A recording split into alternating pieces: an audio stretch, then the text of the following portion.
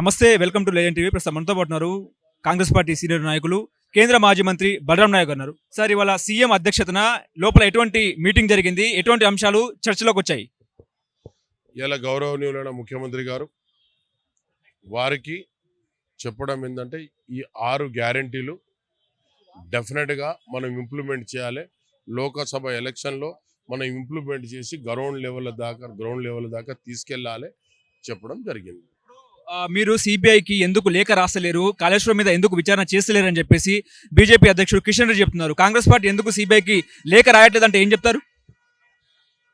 సిబిఐకు లేఖ రాయడం ఇప్పుడు రాస్తాం. మేము పోయి వచ్చిన ఒకసారి, రెండోసారి దాన్ని పూర్తిగా చూసిన తర్వాత 100% ఎవరికి రాయాలో వాళ్లకు గౌరవనీయుల ముఖ్యమంత్రి గారు, ఉన్న పిసిసి గారు, క్యాబినెట్లో ఉన్న మంత్రులందరూ కూర్చొని మాట్లాడి క్యాబినెట్లో డిసిషన్ తీసుకొని దానికి తప్పకుండా పరిష్కారం ఏ విధంగా కావాలో ఆ విధంగా డెఫినెట్గా చేస్తారు. కాంగ్రెస్ పార్టీకు కేసీఆర్ కి మధ్య ఒప్పందం కుదిరింది కాబట్టి కాంగ్రెస్ కాళేశ్వరం మీద విచారణ చేస్తలేదు అని చెప్పేసి బీజేపీ నాయకులు చెప్తున్నారు. నిజమే అంటారా?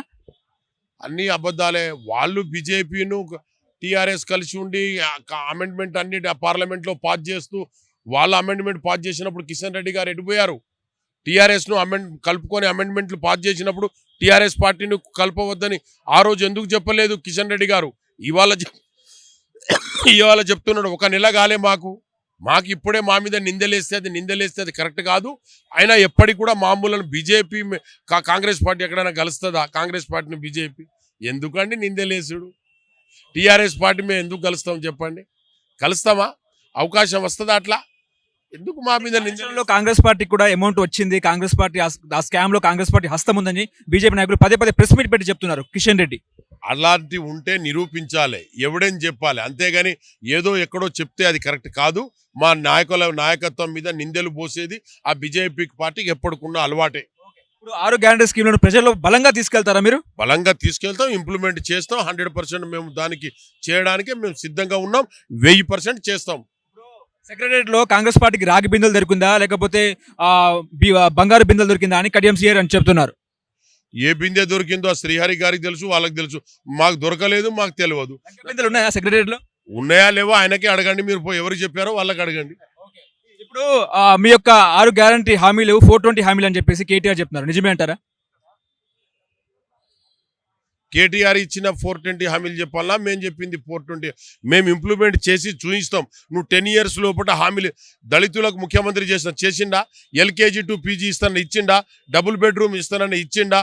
పూర్తిగా రుణమాఫీ చేస్తానని ఇచ్చిన ఆయన చేసేది 420యా, మేము చేసేది 420యా అనేది ఆయనకే తెలుసుకోవాలి. బీఆర్ఎస్ అనేది తెలంగాణ ప్రజలకు శ్రీరామ్ రక్ష, మేము కొట్లాడి సాధించిన తెలంగాణ ఇది జస్ట్ స్పీడ్ బ్రేకర్ మాత్రమే, మళ్ళీ పవర్లోకి వస్తాము, ఇప్పటికైనా ఎప్పటికైనా మేమే కింగ్ అంటున్నారు హరీష్ రావు. నిజమే అంటారా? అసలు హరీష్ రావు గారు ఎప్పుడైనా పార్లమెంటుకు వచ్చి కొట్లాడారా? నేను అప్పుడు మంత్రిగా ఉన్నాను, ఎంపీగా ఉన్నాను. రాజీనామాలు చేసి పార్లమెంట్ సెంట్రల్ హాల్లో కొట్లాడడం, పోరాటం చేసింది మేము. పార్లమెంట్లో తీర్మానం చేసి తెలంగాణ ఇచ్చే రోజుల్లో ఎవరైనా టీఆర్ఎస్ వాళ్ళు లోపల హౌజ్లో ఉన్నారా? ఎవరైనా ఉంటే నాకు నిరూపించమని చెప్పండి, మాట్లాడమని చెప్పండి హరీష్ రావు గారికి. ఊరికే మాట్లాడితే బాగుండదు. ఒకప్పుడు గౌరవనీయుల ముఖ్యమంత్రి చేసిన వ్యక్తి, ఆయనకు ఒక మంచి పేరున్న వ్యక్తి. అలాంటి వ్యక్తులు ఇలా మాట్లాడి వాళ్ళ పేరును పోగొట్టుకోవద్దు. నాయక్ గారు, చివరిగా ప్రశ్న, మీరు ఎక్కడి నుంచి పోటీ చేసే అవకాశం ఉంది? లోక్సభ బరిలో ఉంటారా, లేకపోతే మంత్రిగా ఏమైనా చేసే అవకాశం ఉంది అధిష్టానం మీకు? మాకు అధిష్టానం పార్టీ నాకు మంత్రి ఇచ్చినా తీసుకుంటా, లేకపోతే ఎంపీకి ఇచ్చినా ఎంపీ పోటీ చేస్తా. అదే కేంద్రంలో ఏమైనా ఉంటారా? కేంద్రంలో ఎట్లా చూసుకోవచ్చు మిమ్మల్ని? ముఖ్యంగా గిరిజన సమాజం మీకోసం ఎదురు చూస్తున్న పరిస్థితి. గిరిజన సమాజానికి న్యాయం చేయాలి. ఈ రోజు కూడా అదే మాట్లాడినా. నేను కూడా మా ట్రైబల్ కమ్యూనిటీ, ఆదివాసీ ట్రైబల్ కూడా ఎక్కువ కాంగ్రెస్కు మొగ్గు చూపి విజయానికి సహకరించింది బంజారా పార్టీ అని చెప్పాను, ట్రైబల్ పార్టీ.